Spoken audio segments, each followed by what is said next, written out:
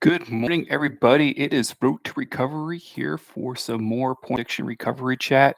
Welcome and thank you. This is for everybody who is in that struggle, meaning that you're dealing with porn addiction and you're either in the recovery process or thinking about it. So, welcome to the channel. Uh, I'm here to just kind of get back on track. I had to take a couple of weeks off because there was a lot of things going on. But typically, this Monday morning chat is just reserved for me being able to interact with my audience.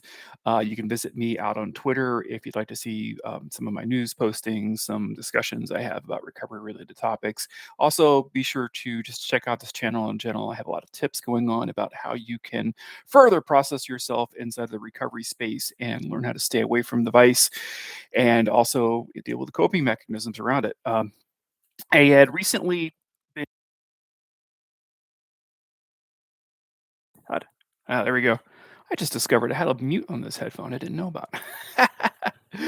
um, I had recently been talking with somebody about he was frustrated. He's been in recovery for a little bit and just frustrated by the process, frustrated that he hasn't been able to advance yet. Um, And I kinda wanted to share this with you guys just to let you know that, this is a common struggle, and what he was going through is a common thing. He's diligently jumped into recovery space, and, what he struggles with is he'll go for a few days, everything's fine, he's staying strong, and then, bam, all he knows is he finds himself in front of a computer or in front of a phone, and he's acting out again. Um, and that's when we talk about that, that's all the typical things that would normally happen for a person who knows that they're an addict, right? They're going through their normal day, everything seems to be going fine. Some sort of either external trigger or internal trigger is resonated. They get the cravings and they go on autopilot. So this is common. I hear it in the rooms all the time. One of the things that I told him is that because he was very descriptive about what the problem was, and, I could sense an almost a feeling of hostility towards recovery, like it was recovery's fault that he's not progressing. So what I tried to do is I tried to recenter the conversation around, "Tell me about your struggle right now. When's the last time you relapsed?" And so we kind of dissected that, and so it was a very typical path. He had been triggered again, found himself, using again. And what I did is I basically helped roll back, like, "Hey, this the fault of recovery?" And, this is the time when denial mechanisms will actually start resonating. They'll tell you all these things that you want to believe so that you can go back to acting out again. Um, And the denial mechanism was basically feeding him lots of negative information about his process. And one of the things that he was struggling with was that the 12-step room that he was in right now wasn't very strong. It was new. They didn't have a lot of senior folks in it yet. No one had completely finished the 12 steps, so he didn't have a sponsor. And you know what? That's a valid concern. That's a very valid concern. There are some there are some who are inside of the 12-step space, inside of recovery spaces, who can succeed without sponsorship. And what they do is they become super students. They hunker down. They do all the activities. They read the book, and they'll still lean on others inside a program. So you can have like the recovery buddy in absence of a sponsor and talk to a recovery buddy.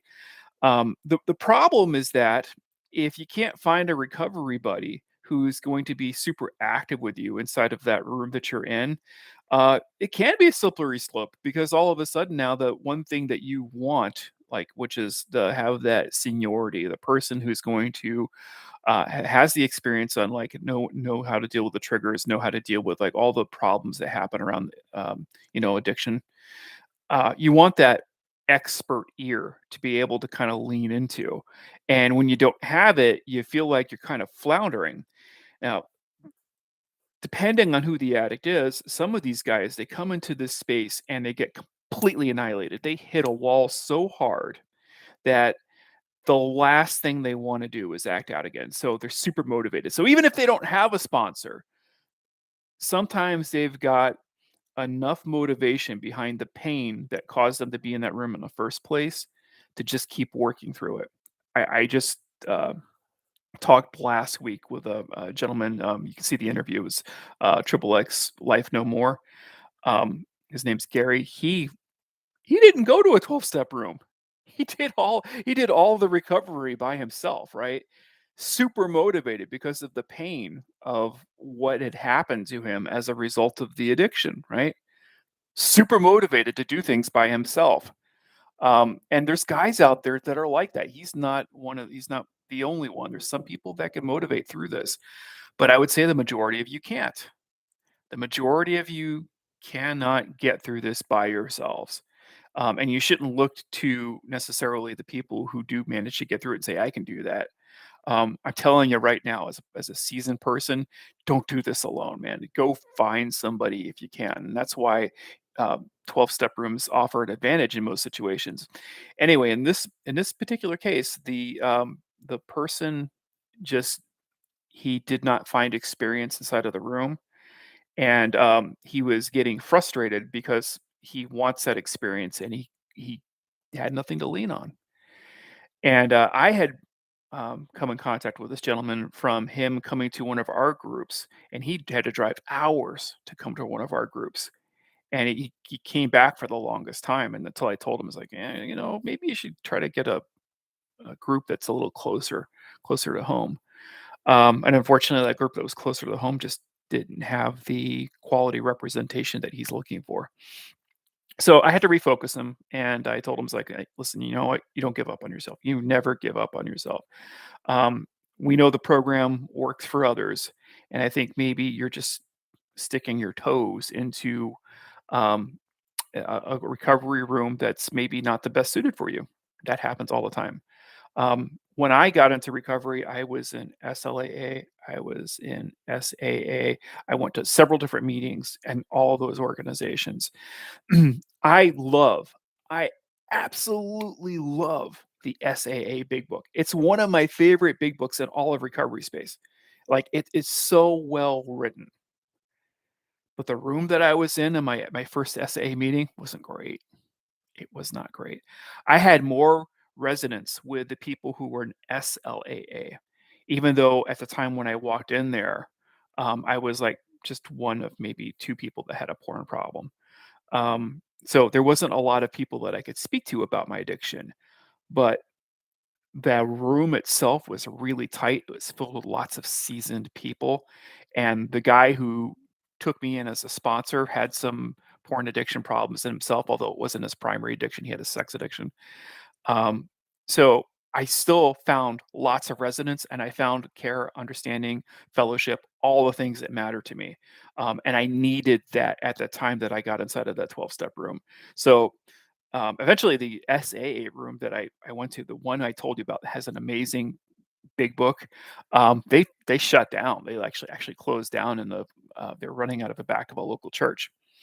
I couldn't go to them anymore. Could not go to them anymore. So I would have had to have driven 40 or 50 miles to go to the next SAA meeting that was close by. And I was like, not going to do that. So I stuck with SLAA, man. And I rode SLAA for like 5 years. Great organization. I eventually, because of the COVID situation, I broke away from SLA and with somebody else, we formed a PAA, Porn Addicts Anonymous group, and we started up our own room, and it was fantastic because we had two senior guys running it, me and somebody else, and I found that that really helped not only myself, but I think that when you can walk into another room and you have a bunch of guys who know exactly what you're talking about, and so you're all eye to eye on what the problem is and what the addiction is and like some of the struggles you're going through. Oh my gosh, does that resonate? It is such a good spiritually, I'm going to say spiritually because in a Jungian sense, it's a good spiritually uplifting group to be inside of because everybody's in that fight together. So yeah, I say that all because I know for some of you, maybe you're inside of a room and it's just not feeling right. Go explore, man. Like if that room's not giving you everything you're looking for, go to another one. Find another room to be a part of. I can tell you that in my old SLAA group that I was in, I was tight with every single one of the guys that were in there. Every single one of them. To this day, I still talk to them, chat with them, reach out with them. It's a good organization to be a part of, and as a struggling porn addict, I found despite the fact that there weren't a lot of porn addicts inside of that room, I needed to be in that space, and it's a great organization to go in and say, "Hey, I'm a porn addict," and you will not see anyone, like, looking down at you. They will all give you support.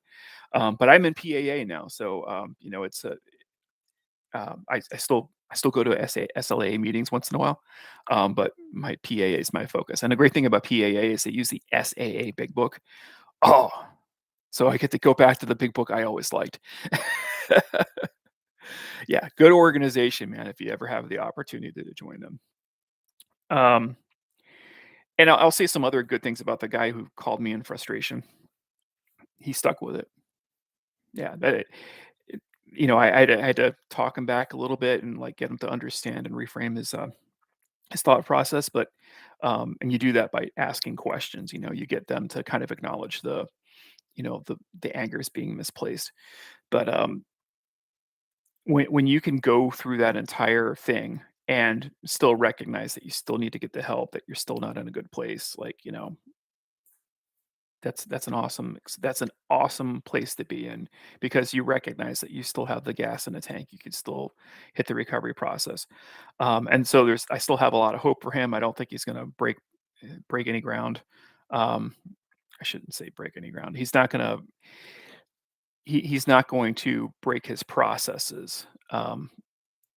So he's gonna still stay in the recovery space. Now, while we're talking about that, I just also wanted to bring up, it's not just 12-step organizations that are in recovery space, right? SMART's a really big one, SMART. So they use a science-based methodology for being able to deal with addiction. Doesn't matter what your addiction is. You can walk in with any behavioral addiction, food, gambling, gaming, in this case, pornography. Doesn't matter what your addiction, you can walk into the SMART program, they'll take you in and start working with you. I the reason I like the 12-step process is because there's a good sense of community about it, and I think in community is important because when you can build trust and reliance with other people, and you can talk about what your real struggles are and have confidence and build trust with people, um, that's so important, man, because then you don't have any hangups. So if you're feeling humbled or you're feeling embarrassed because you acted out again, you can pick up the phone and the person on the other end of the line's going to know and relate to, yeah, you know what, you screwed up, but that's okay, man. I'm here for you. Yeah, they're not going to judge you in any single way, and that's an important thing to have in your life.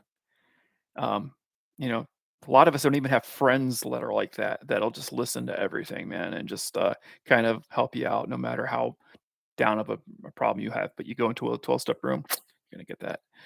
Um, what else? Yeah, oh, I forgot to announce. If you're listening in right now, I've got the chat feature open. If you have any questions, comments, concerns, you can just drop them in. That's part of the advantage to me having these live chats, is that it's a chat feature, right? If you have any questions or if you want to talk about your own recovery process, feel free to chime in, man. That's why it's there. Um, yeah. So if I don't have any more chats, I'll just talk about the things that I want to talk about. So that was recovery. Today's September 11th. Um, I've every time it's September 11th, I go through the memory of what that day was like because it's a pretty sad day. It was a pretty terrifying day for me. I hadn't been working very long in a technology company that I was employed with when September the 11th broke out, and I was I was actually in our office, our main headquarters, when all the chaos broke out, and couldn't believe what we were seeing, what we were experiencing. Yeah, it was a pretty insane time. It makes me think about you know, the mass psychosis that I was witnessing, um, and how I'm sure a lot of people were going through a terrible amount of stress. Not even being in New York City, just kind of or being in DC and Pentagon and stuff like that. The just watching the TV, how stress inducing that can be because, now all of a sudden you're thinking about society breaking down and, the horrors of what could potentially happen next to, not just to others, but to yourself as well. Um, and I think, a lot of people, it elevates their anxiety. And then being from an addiction space, I think about like, how many addicts got created that day. Either went out and got some alcohol or, went to go get laid or whatever, and, you just kinda lent into it because, they could never get uh, the sensation of dread to get them out come out of their minds. Um, you know, that PTSD, man, it's a real thing. It's a real thing. Ah, so for anybody that's still in that space, God, I hope not. I hope you're not dragging that on since 2001, but for anybody that's in that space, you have my sympathies. And, you know, part of the discussion I had with this gentleman, about his frustrations with his group is that, recovery room's not the only avenue either. There's psychotherapy. Um, I think a majority of the people I have conversations with, who make it into a recovery space, you know, they at some point do psychotherapy. You have to because all the 12-step recovery work inside of it that's built out there. It's got amazingly well done workbooks created by psychotherapists. Despite all of that, you're not gonna get to the bottom of, say, manic depression through a 12-step organization. You're just not. You're going to have to get outside help. Um, so that's an avenue. There's clinical work, right? And inside of the purview of, getting help from a third party, you can go to, a mental health facility, and sometimes, they can do the intake, which means that they actually bring you in, but you can also be there for a given amount of time. So if, you go to an intake facility, you could actually sign up for a program, especially for sobriety, and do 30 days, right? And some starting at 30 days, sometimes they go up to 90 days, which is just crazy to me. But 30 days ought to do it. You get into an intake facility for 30 days, basically, they're blocking you out from all the stressors in your life. So, the angry wife, the stress-filled boss, the whatever that thing is, the external forces that are causing triggers in your mind, all of a sudden, you're just walled in, and now you're just focusing on yourself. And they have clinicians, psychotherapists who are working with you every single day, helping elevate you and build you up again, helping you work on, how do you handle stressful situations? How do you handle, things that depress you? What can we do in order to get you to be a more fulfilled, steady, and balanced human being? That's what going into one of those intake facilities can do for you. And there's some really good ones that are out there. There's some really good ones that are out there. And if you can get into one, if you can afford to get into one, you get out on the other side of that thing. And every single person that I've talked to, and I've talked to a lot of people that have gone through programs like that, every single person that I've talked to has come out and maintained their sobriety. Jay Aaron, hey, Jay Aaron, how you doing? Question is, are you married? So, yeah, yeah, I am married. I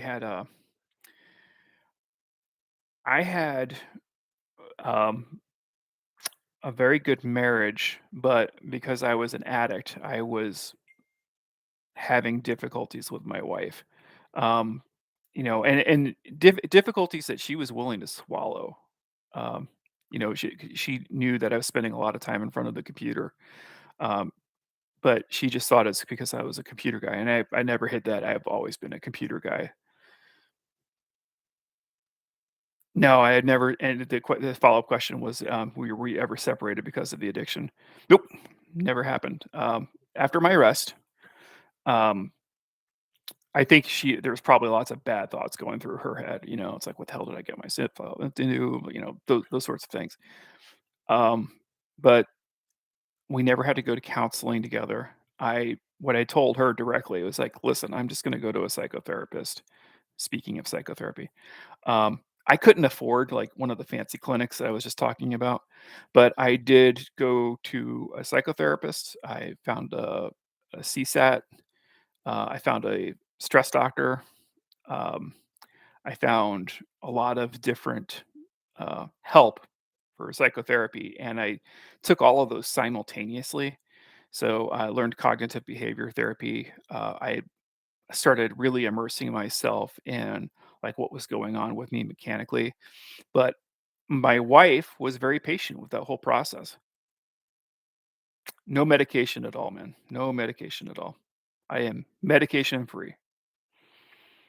Um, now, and by the way, just because I'm saying I'm medication free doesn't mean that somebody out there may not need meds.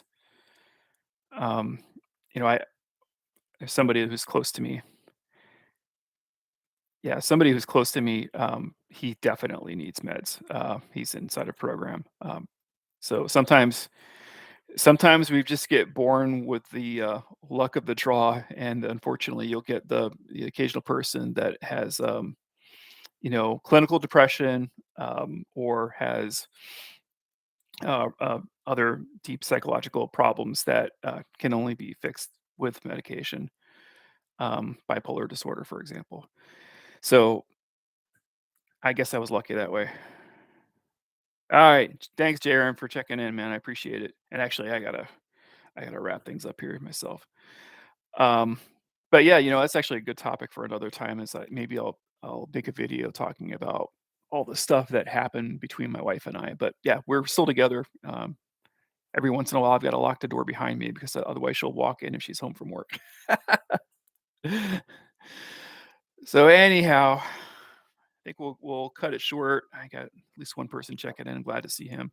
I'm gonna I'm gonna cut this myself because there's no one else on the feed, and I think I'm done for today. But I'll be back here next week, and I've got another lineup of videos that I'm going to be making. So check out the interview if you get a chance to with Triple X Life No More. He was a pretty earnest guy, and I may actually be making an appearance on his channel maybe next month. We'll see what happens. So anyway, take care of yourself and stay on that road to recovery, guys. Drop me a line if you have to. You can find me on Twitter on Road to Recovery. You can also email me at road to recovery11 at yahoo.com. I'm still looking for anybody that wants to, if you're at least 3 months sober, got 3 months of sobriety under your belt, give me a holler, and I'll set you up for an interview. And I'll keep you completely anonymous, and you can just talk about what recovery was like for you. I'll blur out your face, I'll blur out your voice if you want that, and we can just have conversations, honest conversations about what recovery process is like.